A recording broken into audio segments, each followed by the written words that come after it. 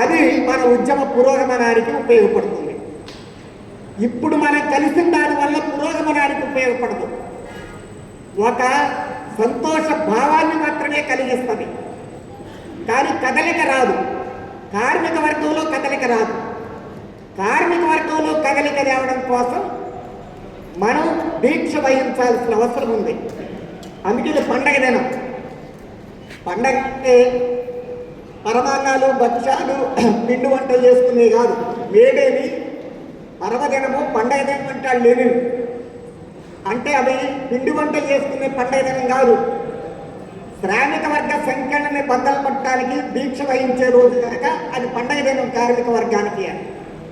అలాగనే మనం ఇప్పటి వరకు ఉన్న పరిమితుల్ని తోసిపుచ్చి అపరిమితంగా ఇదివరకు కంటే ఎక్కువగా కష్టపడి పనిచేసి దీక్షతో శ్రామిక వర్గం మనసుల్ని జయించడానికి, గెలుచుకోవడానికి మనం దీక్ష వహించడమే మన కర్తవ్యం కనుక ఆ కర్తవ్యాన్ని చేపట్టడానికి వాళ్ళ కొత్తగూడెంలో 2 IFTలు కలిపి విలీన సభ నిర్వహిస్తున్నాయి.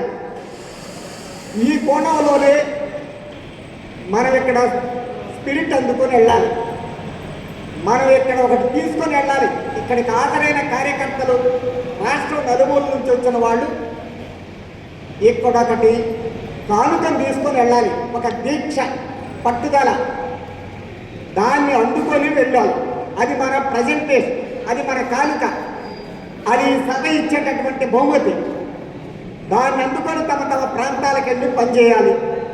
ఈ సందర్భంగా మన నిర్వాహకులు ఒక 4 క్లాసులను కూడా ఏర్పాటు చేశారు. క్లాసు కంటే ఇక్కడ మన క్లాసులు చాలాసార్లు విన్నాం, చాలాసార్లు రాజకీయ చైతన్యం పొందడానికి ప్రయత్నం చేశాం. వాటికంటే కూడా ఇక్కడ మనం పొందాల్సింది నిబద్ధత, నిమగ్నత. ఈ 2 చాలా ముఖ్యమైనటువంటివి. అంకిత భావంతో పనిచేయాలనేది ముఖ్యమైనది. మనకి మన దేశంలో, రాష్ట్రంలో ఏం జరిగేకున్న పరిణామాలు చాలా వరకు చాలామందికి తెలిసినాయే. కానీ ఆ తెలియడం మరొకసారి ఇక్కడ మాట్లాడుకోవడం అవసరమైందే, అది ఉపయోగపడేదే. కానీ దానికంటే కూడా ఇక్కడ మనం నిబద్ధతతో, నిమగ్నతతో ఇక్కడ నుంచి వెళ్ళిపోవడం అనేది అన్నిటికంటే ముఖ్యమైనది.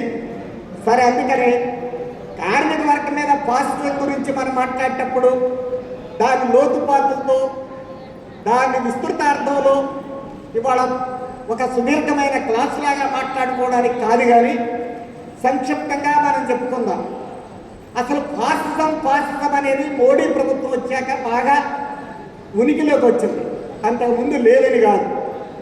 చరిత్రలో, ప్రపంచ చరిత్రలో విన్నాం.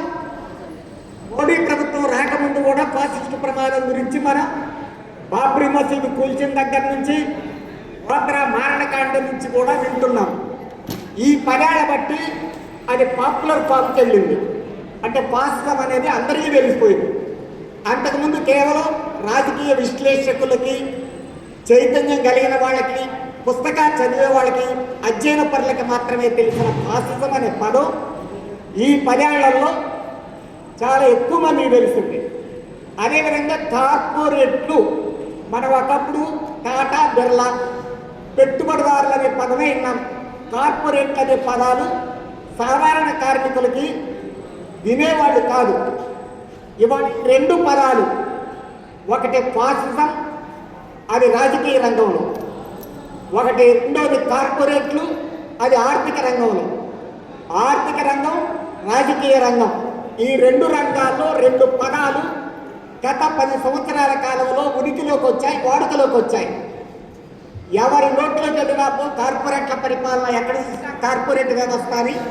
సాధారణ కార్మికులు కూడా ఓ బొగ్గు గనులోనో, బీడీ ఫ్యాక్టరీలోనో, లేకపోతే ఇంకెక్కడన్నా అమాల్య కార్మికులు 4 కూర్చున్న దగ్గర కూడా మాట్లాడుకునే పదంగా ఆర్థిక రంగంలో కార్పొరేట్లనే పదం వచ్చింది.